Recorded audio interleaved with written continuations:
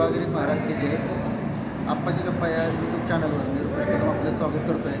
आज परमपूज्य ब्रह्मलीन तपोनिधी सेवागिरी महाराज यांचा रथोत्सव आहे, पण करोनाच्या काळामुळे हा रथोत्सव अतिशय साधेपणाने साजरा होतो आहे। मी तुम्हाला सेवागिरी महाराजांचं दर्शन घडवून आणत आहे। आता आपण आहोत सेवागिरी महाराजांच्या मंदिरात, तर चला सेवागिरी महाराजांच्या समाधीचं दर्शन घेऊ।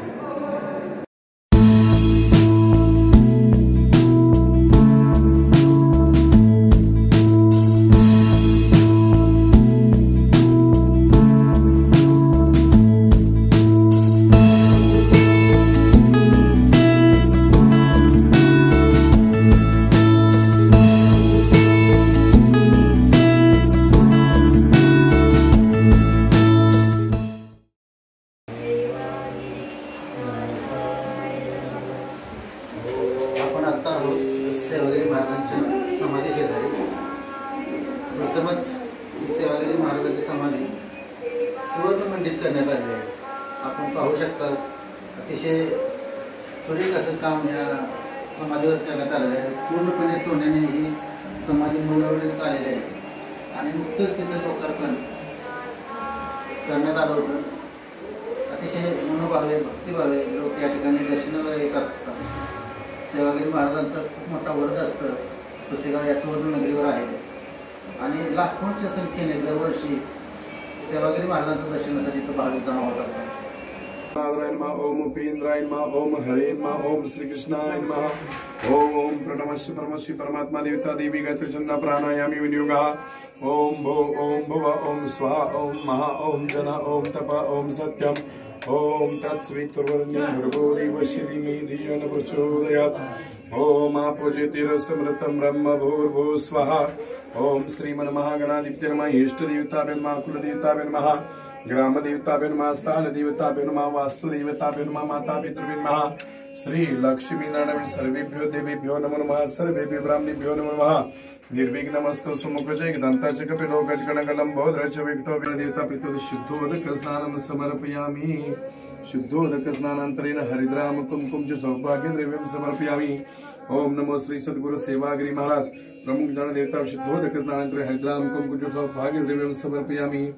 सकल पूजार्थे पुष्पं समर्पयामि।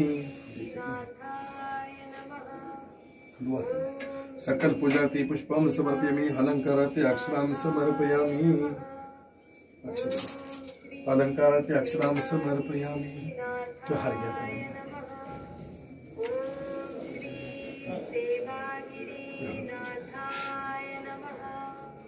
सद्गुरु सेवागिरी महाराज की जय।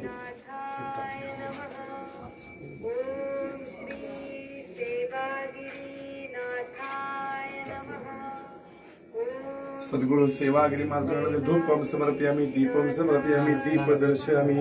ओम नमो श्री सद्गुरु सेवागिरी महाराज देवता धूपम समर्पयामि दीपम दर्शयामि। ओम नमो श्री सद्गुरु सेवागिरी महाराज गण देवता प्रीत धूपम दीपम च दीप दर्शयामि।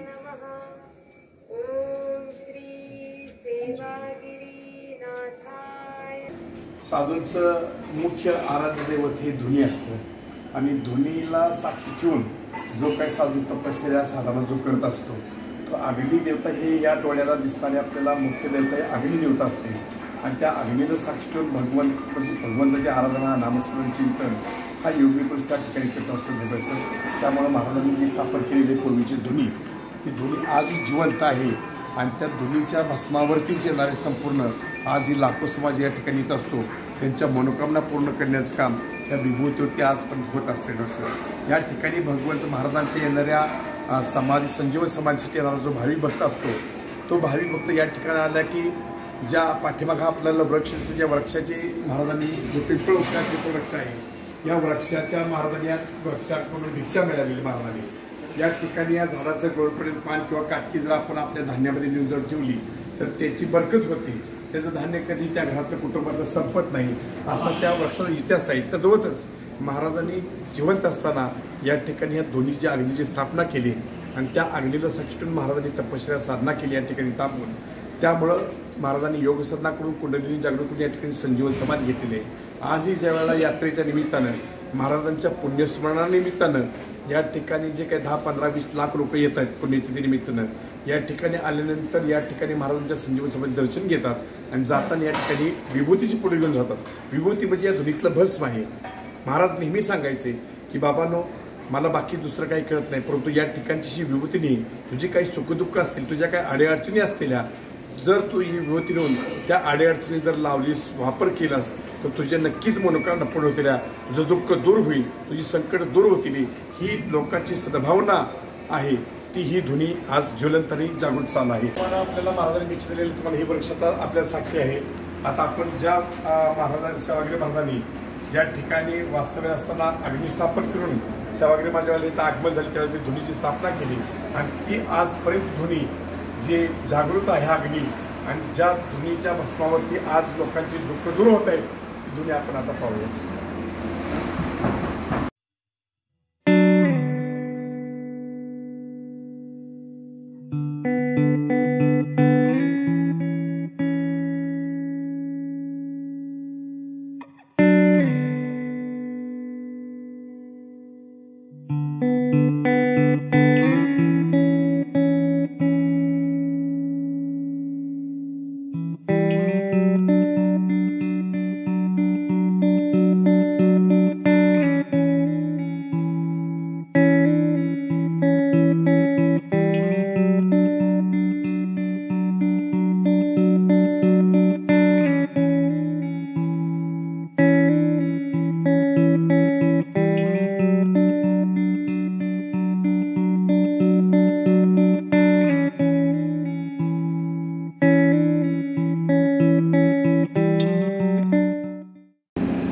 आपल्याला अग्नी पाहतोय आपण.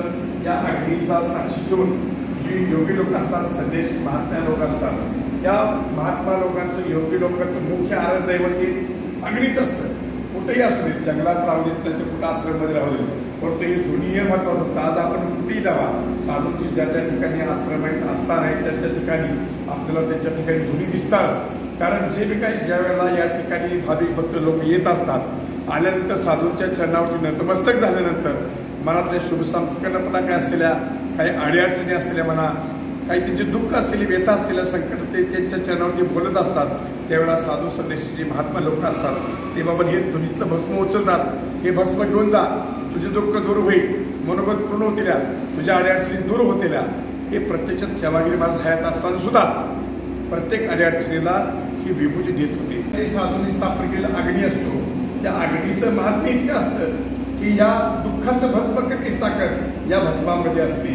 म्हणून खऱ्या अर्थाने या ठिकाणी ज्यावेळेला शिवाला माणूस भक्त लोक येत असतात, महाराजांच्या चरणावरती नतमस्तक होतात, संजीवन समाधीच्या चरणावरती, आणि मनातल्या मनोकामना बोलतात. आणि मनोकामना बोलल्यानंतर जाताना या ठिकाणी भस्माची पुडी घेऊन जात असतात. ती पुडी आपण ज्या वेळेला कुठल्याही अडचणी असू त्या आपल्या घरामध्ये सुख समाधान शांतता लाभण्याकरता, सगळ्याचे विचार केल्याकरता, घरातला वादविवाद संपण्याकरता, भांडण तंटा संपण्याकरता आणि आपल्या घरामध्ये लक्ष्मी स्थलावण्याकरता त्या भस्माचा वापर केला जातो. कसा तर खऱ्या अर्थानं आपण ज्यावेळेला घरातली देवपूजा करतो, देव धुतल्यानंतर आपण खऱ्या 4-5 चमचे पाणी बाजूला काढा, त्याच्यामध्ये मनातल्या मनोकामना बोला की आपल्याने आपल्या पूर्ण परिवाराच्या पाठीमागे जे काही भवदुःख आहे, म्हणजे पाप, ताप, दुःख, दैन्य, दारिद्र्य, व्यथा, संकट, वाईट विचार, शारीरिक त्रास असेल, मानसिक त्रास असेल, बौद्धिक त्रास असेल, जो बी कुछ आपल्या व्यथा असलेल्या त्या सगळ्या दूर होते. त्या मनातल्या मुलाबाळांच्या संदर्भातल्या, काय आपल्या भविष्यातल्या संदर्भातल्या, काही सर्व्हिसच्या संदर्भातल्या काय मनोकामना असलेल्या त्या तुमच्या पूर्ण होते. तुम्ही बोला, कपाळाला विभूती लावा आणि चिमट विभूती त्या पाण्यात टाका. कुठल्या जे देव धुतल्या पाणी 4 चमचे बाजूला काढतात आणि ते पाणी घरातल्या प्रत्येक विश्वस्ताला सकाळपर्यंत स्नान केल्यानंतर आपल्या घरातल्या देवघरामध्ये नमस्कार करा. त्यातलं 1 चमच्यावर तीर्थ घ्या आणि मग तुमच्या कामाला लागा. याप्रमाणे जर तुम्ही नित्यनेमाने केलं तर आयुष्यात तुमच्या घरामध्ये कधी भांडणतंटा होणार नाही, वादभेद होणार नाही, ती घरात तुमच्या लक्ष्मी विस्ताराने शोधणार नाही. इतकं महात्म्य या भस्माच्या अंगी असल्याचं ही भस्म आज ही या ठिकाणी महाराजांच्या धुनीमध्ये चालू आहे. आणि याच भस्मावरती या लाखो रुपयाच्या ज्या नोटा बांधल्या जातात रथाला नवसाच्या, त्या केवळ या भस्मावरती आहेत. चांगल्या कामाकरता भस्म वापरा, वाईटाचं भस्म होणार आहे. इतकी ताकद या भस्मामध्ये, याचं नावच भस्म आहे. अशी असणारी धुनी आज महाराजांच्या त्यावेळेपासून आजपर्यंत चालू आहे. महाराजांनी भक्त लोकांनी या ठिकाणी यावं, महाराजांचं दर्शन घ्यावं, मनात त्या मनोकामना बोलावे द्या आणि जाताना गणपतीची पुढे घेऊन जावावी. याप्रमाणे हा या ठिकाणचा महात्म्य आहे. या निमित्तानं आज सर्व भावी भक्तांना अंतःकरणापासून महाराजांच्या चरणावरती शिरसाष्टांग दंडवत घालून सर्वांना दीर्घायुष्य, सुख समृद्धी, ऐश्वर्य लाभो असा सर्वांना शुभ आशीर्वाद देतो. ओम नमो नारायण. सेवागिरी महाराजांचा हा नवीन रथ यंदाच्या यात्रेत लोकार्पण केलेला आहे. खूप सुंदर असं रेखीव काम केलेला हा रथ आपण इथं पाहू शकतो. या रथात श्री सेवागिरी महाराजांची प्रतिमा ठेवण्यात आलेली आहे. त्याचबरोबर रथावर मोठ्या प्रमाणात नोटांच्या माळा अर्पण करण्यात आलेल्या आहेत. दरवर्षी साधारण अर्धा कोटीपेक्षा जास्त म्हणजे 50 लाखापेक्षा जास्त रक्कम रथावर गोळा होते. यावर्षी करोनाचं सावट आहे तरीसुद्धा भक्तांचं प्रेम सेवागिरी महाराजांवरचं कमी झालेलं नाही. मोठ्या प्रमाणात आता या ठिकाणी देणगी अर्पण होत आहेत. तसेच ऑनलाईन माध्यमातूनही या ठिकाणी रथावर पैसे अर्पण करण्यात येत आहेत.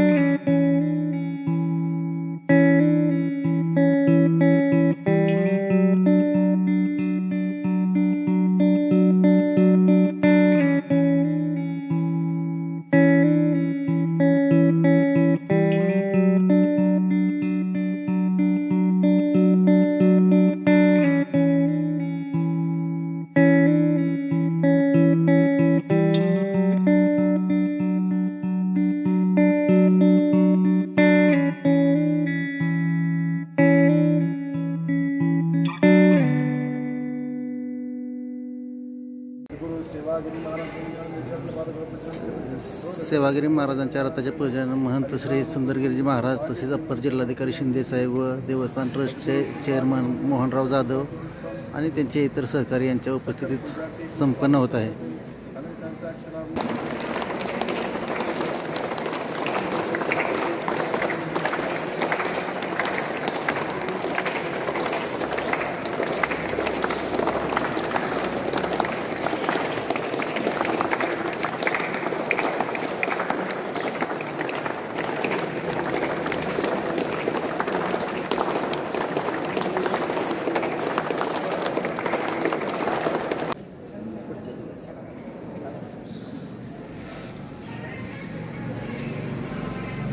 रथाला प्रातिनिधिक दोरखंड लावून एक प्रातिनिधिक जागच्या जागेवर रथ हलवण्याचा इथे कार्यक्रम होत आहे.